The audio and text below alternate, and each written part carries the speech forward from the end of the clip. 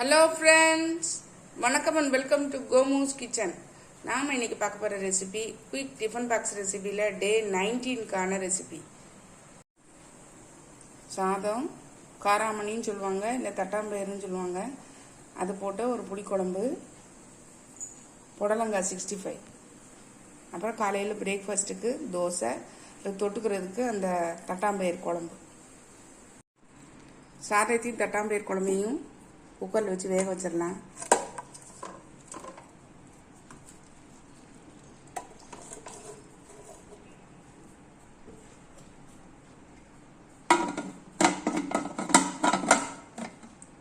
ஒரு 3லேருந்து 4 விசில் வேக விட்டு எடுத்துக்கலாம். புடலங்காய் 65க்கு பார்த்தோம்னா, புடலங்காய் நீட்ட வாக்கில் இருக்கும் இல்லையா, அதில் இந்த மேலே உள்ள வெள்ளையாக இருக்குது பாருங்கள். அதனால் இந்த பீலர் வச்சு நைஸாக இழுத்தோம்னா அது வந்துடும். இந்த மாதிரி ரவுண்டாக கட் பண்ணிவிட்டு உள்ளதை எடுத்துடலாம். இப்போ நம்ம இதுக்கு மசாலா ரெடி பண்ணிடலாம்.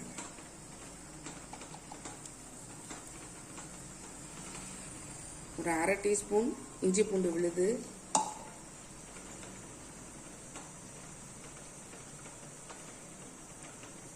ஒரு ஸ்பூன் அரிசி மாவு,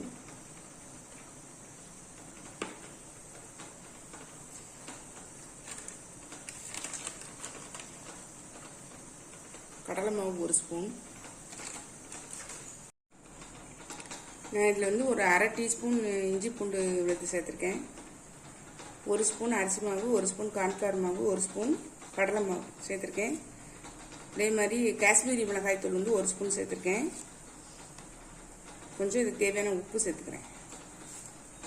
நம்ம இதில் தண்ணி எதுவுமே நம்ம சேர்க்க வேண்டாம், ஏன்னா இதுலேயே இந்த காயிலே தண்ணி விடும். அதனால் நல்லா பிரசரி வச்சிடலாம்.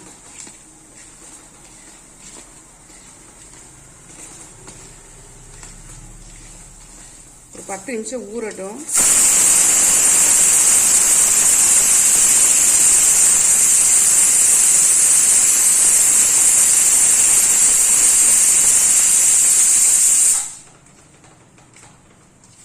காயிலேருந்து தண்ணி வர்றதுனால அதுவே சரியாயிடும். அப்படி இல்லைன்னா லேசாக தெளித்து நம்ம இதை ரெடி பண்ணிக்கலாம். இப்போ அப்படியே 10 நிமிஷம் ஊறட்டும்.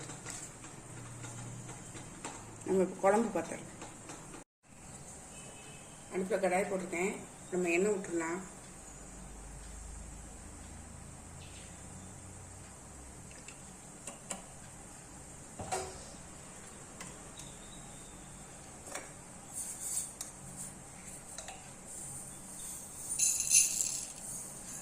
கடுகு சேர்த்துடலாம். கடுகு வச்சிச்சு. நம்ம இப்போ கருவேப்பிலை சேர்த்துடலாம்.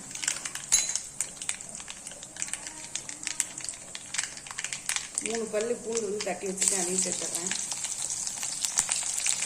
வெங்காயம் சேர்த்துட்றேன். ஒரு மீடியம் சைஸ் வெங்காயம் நச்சு வச்சுருக்கேன், சேர்த்துடலாம்.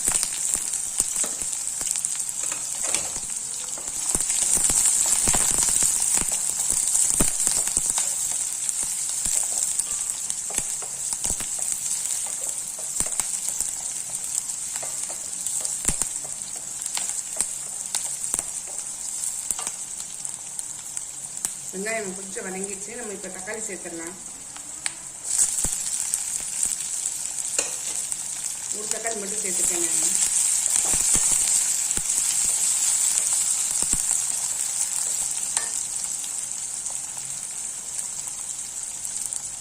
கொஞ்சம் வதங்குறதுக்கு இதுக்கு மட்டும் உப்பு சேர்த்துக்கிறேன். நான் வதங்கட்டு காமிக்கிறேன். தக்காளி வெங்காயம் நல்லா வதங்கிட்டு பார்த்தீங்க.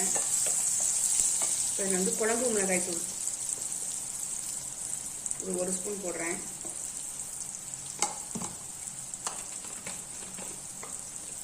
மல்லித்தூள் ஒரு 1/2 டீஸ்பூன் போடுறேன்.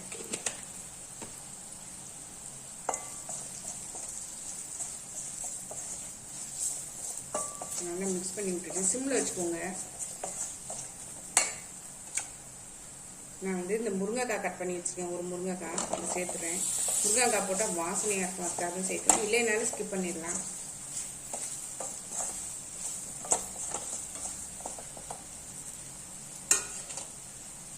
நான் இப்போ தண்ணி ஊற்றி நல்லா காய் வேக வச்சுக்கிறேன்.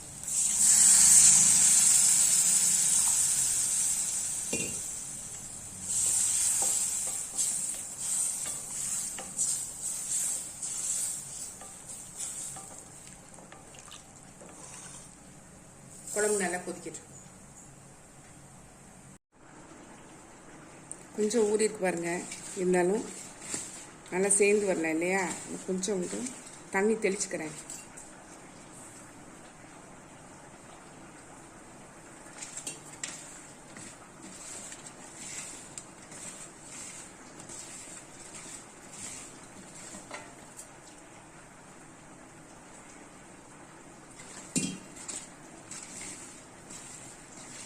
மசாலாலாம் கோட் ஆகிற மாதிரி தெளிச்சுக்கோங்க. ரொம்ப தெளிச்சிடாதீங்க, அப்புறம் பஜ்ஜி மாதிரி ஆயிரும்.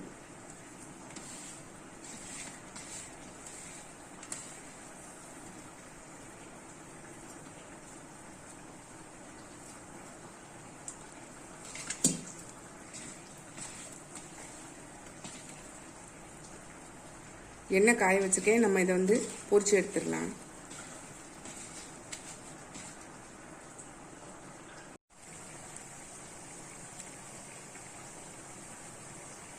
இரும்பு சட்டியில் எண்ணெய் ஊற்றிருக்கேன், நல்லா சூடாயிடுச்சு. நம்ம இப்போ வச்சு பொரிச்சு எடுத்துடலாம். இது வந்து ஒன்று ஒன்றா தான் நம்ம போட முடியும், மொத்தமாக போட்டால் போய் கொட்டிக்குவோம்.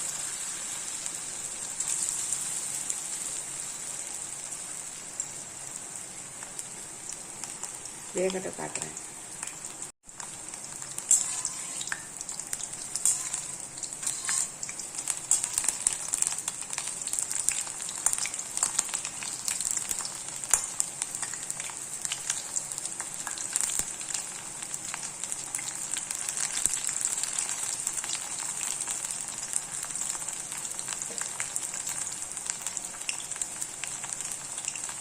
நல்லா வந்துச்சு பாருங்க, நம்ம எடுத்துடலாம்.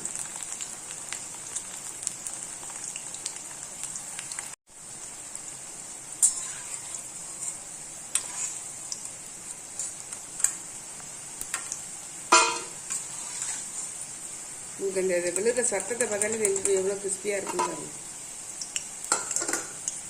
அடுத்தது போட்டுடலாம்.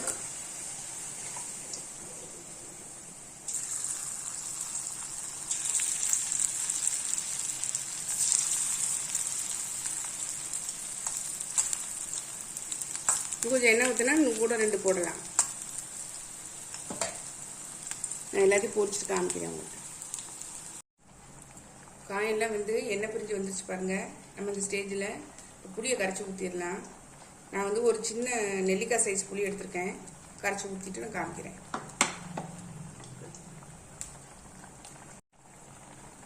புளியை ஊற்றிடுறேன்.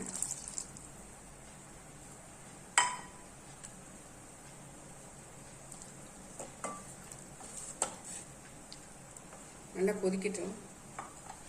கொதிச்ச உடனே நம்ம தட்டாம்பயிறு ஊற்றிடலாம்.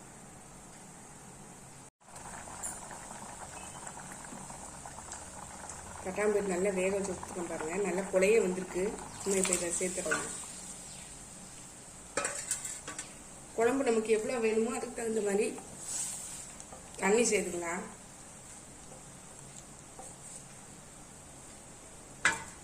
நம்ம இன்னும் உப்பு சேர்க்கல இருக்கு.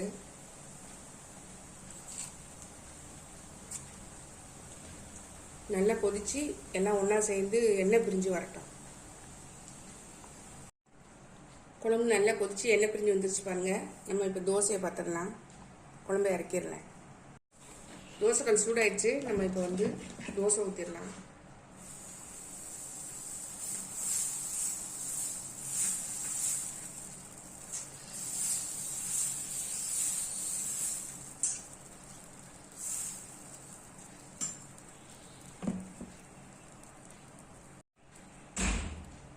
கொஞ்சம் எண்ணெய் ஸ்ப்ரே பண்ணி விட்டுக்கலாம்.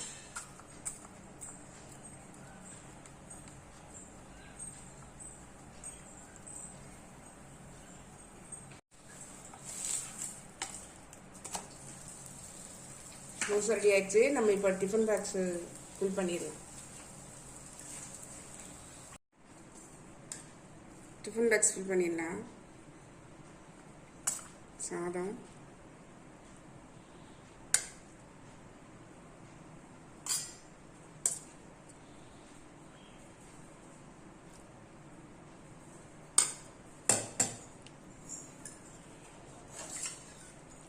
குழம்பு ஊற்றிடலாம்.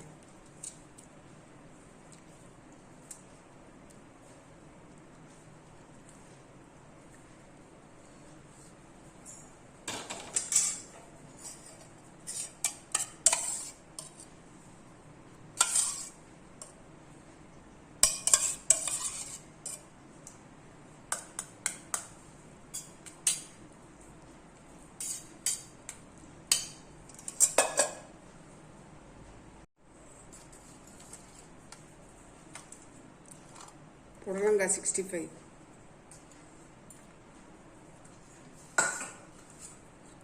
காலையிலேக்கு தோசை, இதையே தொட்டுக்கிறதுக்கு ஆப்பிள்.